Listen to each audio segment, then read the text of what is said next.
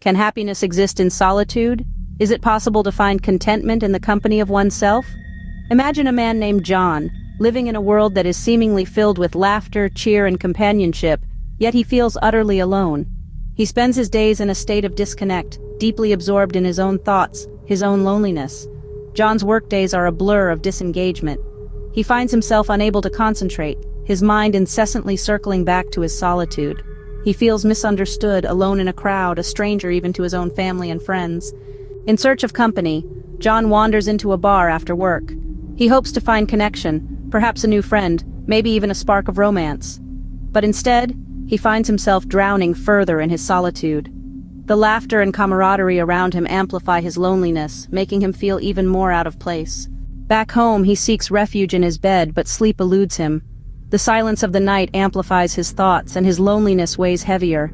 He feels a lump in his throat, a tear threatening to escape.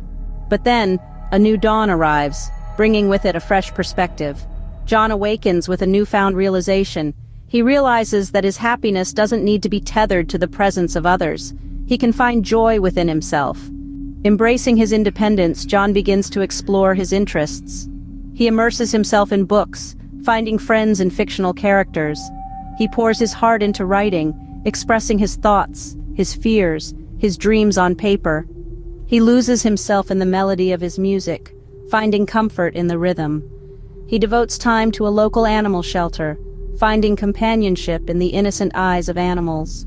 As he spends more time with himself, John begins to feel more connected to the world around him.